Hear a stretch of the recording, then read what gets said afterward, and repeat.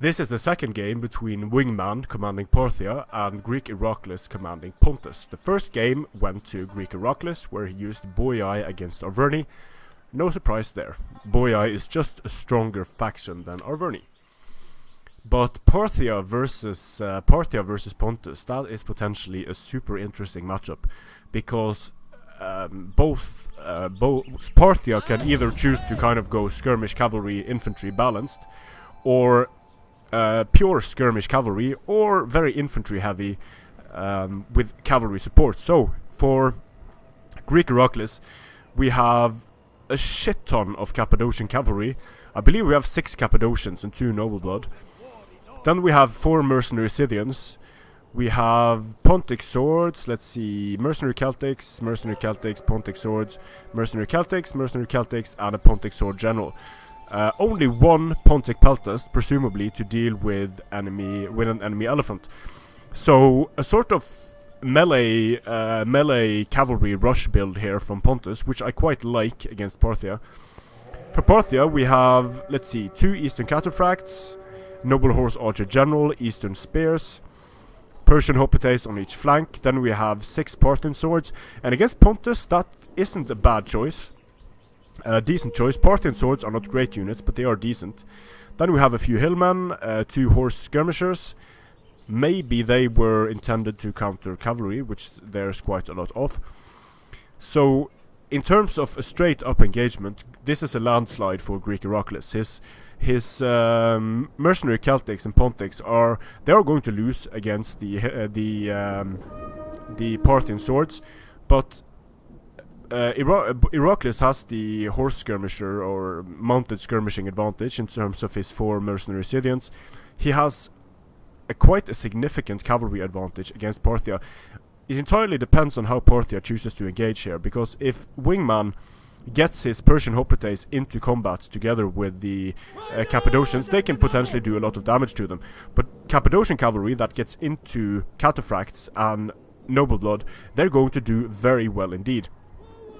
So here we have Iraklis using a few arrows on these Persian Hoplites. He's using heavy shots, so he's going to do quite a lot of damage, but this isn't a good use of his horse archers. The thing is, though, that he doesn't really need to be super effective with his skirmishing here, because depleted, these Parthian swords are going to be easy prey for charging Nobleblood and charging Cappadocians. They are both heavy, and heavy cavalry, as we know, against heavy melee infantry, they're going to absolutely wreck So here we have the charge potential of the Cappadocian cavalry charging into the Persian Hoplites into the rear, doing a lot of damage to them, but they really need to get out here because there are horse skirmishers incoming, and horse skirmishers with their 41 missile damage and bonus versus lodge, they're going to do so much damage.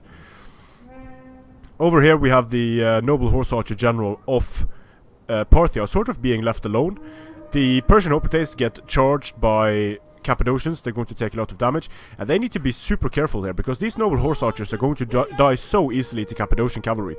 So if the Cappadocian cavalry were to attack the Noble Horse Archers, that would basically be a GG for Parthia. So the Noble Horse Archer is a very tanky general, but against melee cavalry that has a 15 bonus, he's going to die super easy. Now he's taking fire, not heavy shot yet, because these guys want to be in range.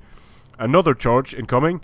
Parthia pushing up here against the main line of Pontus, but Iraklis is just very smartly pulling away from the main engagement. These Parthian foot archers need to be super careful, because they are 1 cavalry charge away from this Cappadocian to be off the field, but it looks like Greek Iraklis just wants to keep sniping the Noble Horse Archers. And the Noble Horse Archers are firing now at the mercenary Scythians. They're going to do well there, but they've already lost quite a few men, and not using heavy shot here by Greek Iraklis is a significant mistake, because heavy shot would just do so much more damage to these very heavily armored Noble Horse Archers. The Persian Hoplites being a nuisance over here. In the center we have Cataphracts, but the Cataphracts didn't get a charge here. It doesn't look like they did. So the Cappadocians are actually going to do well there, and the sword follow-up is going to be devastating to the Eastern Cataphracts here.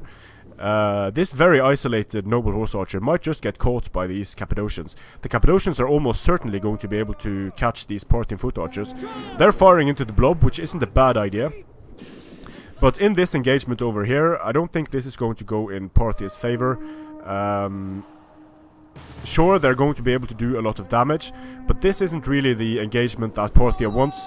This is more of the stuff that Parthia really wants.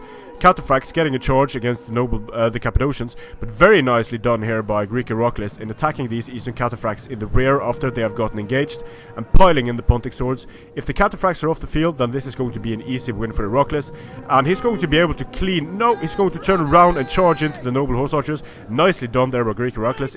If he gets the general off the field, these Parthian foot archers are basically going to be dead anyway. Mercenary Celtic warriors are going to do well on the charge against Parthian swords, but the Parthian swords also got a charge, so now the Celtics aren't going to do as well as they would have done if they didn't, if the Parthian swords didn't get a charge. But the Celtic warriors are still a dangerous unit on the charge against a unit like Parthian swords. Here we have the Pontic pelters firing into the Parthian foot.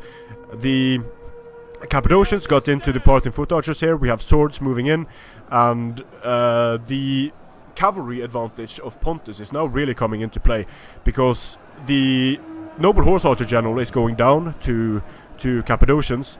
The Pontic swords are getting into Noble Blood, destroying them.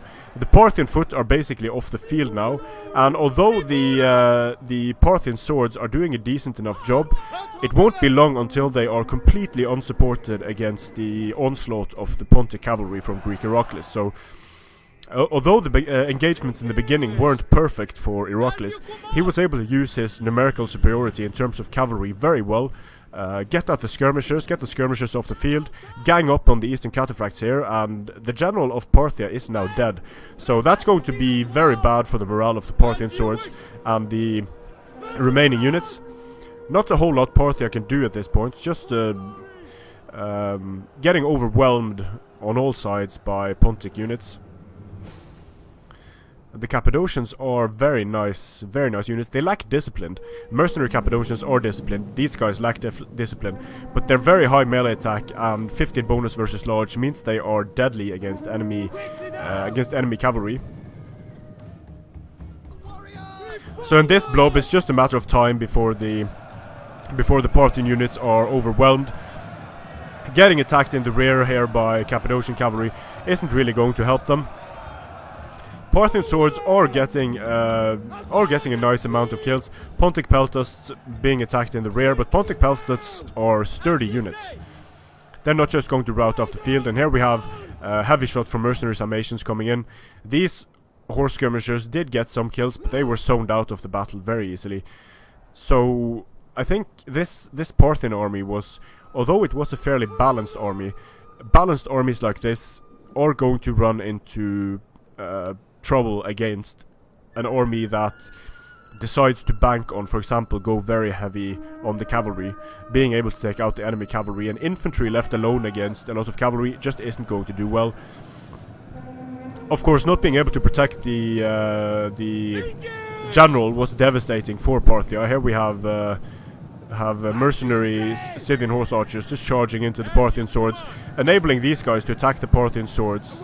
Should able to attack the Parthian swords in the rear, but at this point it doesn't really matter because there isn't a lot of Parthia left on the field now. So fairly convincing victory there for Greek Iraklis, and just so much very good melee cavalry. A smart choice against Parthia, I think. And although these Celtics didn't do very well against Parthian swords, they're not really expected to. They were able to hold them, while very nice kills on the Scythian horse archers. Some nice kills on the Cappadocians and the Pontic sword. But on Parthia's side, nothing really did as well as they needed to, and only going for 2 Eastern Cataphracts is a bit of a questionable choice, I think, for Parthia, because they are just so cost effective. And against Pontus, I actually think that, particularly against this type of Pontic army, Parthian swords are a good choice, but they just need Cataphract support to be able to take care of enemy cavalry, and more Cataphracts would have been absolutely deadly against these Pontic swords and the mercenary Celtic warriors. So no horse archers, or only 1 horse archer, the general for Parthia. A bit of a strange choice as well, I think.